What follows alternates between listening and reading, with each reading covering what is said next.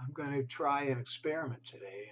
I'm going to read a story from this little book that I put together not too long ago called Tales, Parables, Fables, Visionary Snippets. And these stories was really kind of a risk, not a risk, vulnerability to share them. But some people have sent positive feedback, so I'm getting more confident about sharing them more.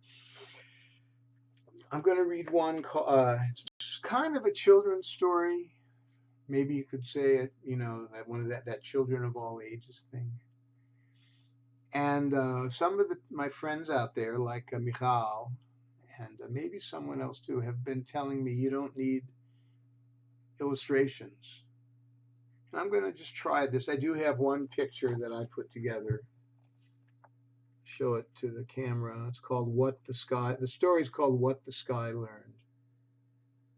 And I'm just kind of reading it cold here. I think I know it well enough to do an okay job of reading it. The sky was happy, very happy. How wonderful to be my lovely bright blue self, thought the sky, and did a somersault of joy in its vast depths. The sky loved many things about its life. It loved the way the trees waved their branches and danced, their green lives harmonizing with its blue. We go so well together, the sky whispered to the trees. Yes, yes, rustled the trees in reply. Some of the mountains also wore green and thrust themselves high up into the sky's blue. Others did the same thing in bold, rocky grays. The sky adored them both, and it cherished the birds who gracefully wheeled and flapped and banked upon its currents, and the clouds that floated through it like so many different shapes blown from some giant bubble pipe. The sky also loved the majestic sun who climbed tirelessly to its height and then slid slowly downward till it disappeared day after day. And the moon, of course, was yet another dear, dancing with its darling stars at night when the sky changed colors like a chameleon from bright blue to inky blue-black. The sky knew there was an earth as well, but when asked about that, would always say, "The earth's beneath me." That was the sky's little joke. But as time, endless time, went on, the sky began to grow curious about the earth. After all, not only were trees and mountains reaching into the sky these days, tall buildings were too. Not only did the birds ply her airways, every day hundreds of planes did as well. One day the sky's curiosity reached its limit. The sky put on a cloak of invisibility and climbed down a tall tree to have a look around. The sky journeyed as a breeze, free to explore anywhere its fancy took it. It found green fields and golden fields, forests and deserts and rivers and oceans that looked as blue as the sky itself. It found great cities with scores of buildings reaching toward the heavens. The sky found much joy in these cities. They contained lovely parks full of squirrels and birds, and often picnicking families. The cities also had pretty neighborhoods with lovely homes and sported wide lawns and lush gardens. But cities contained much sadness too. The sky found people who did not have nice homes, in fact, who had no homes at all. It found hungry people looking for foods in alleys. Some cities almost never saw a bright blue above them because of great factories that coughed huge clouds of smoke into the air.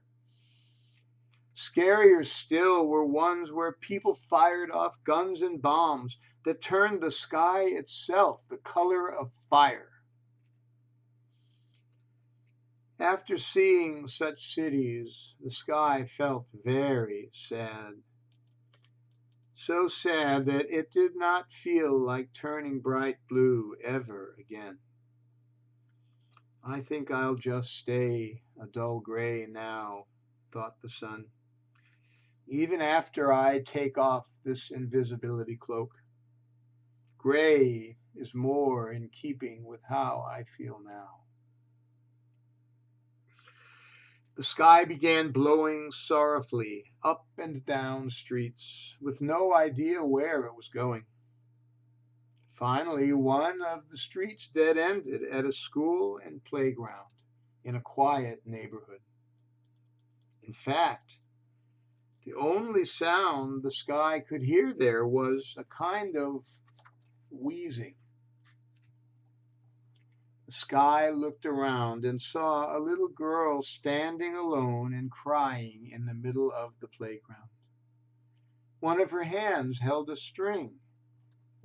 Near her feet, a colorful kite lay unmoving. There, there, said the sky, blowing through her hair and whispering in her ear, I can help you. There are many things I do not know how to do, the sky continued. I do not know how to shelter everyone in good homes or feed hungry people. I do not know how to make the air clean or make armies of men stop fighting. But there are some things I do know how to do, it said. And the little girl, hearing, stopped crying.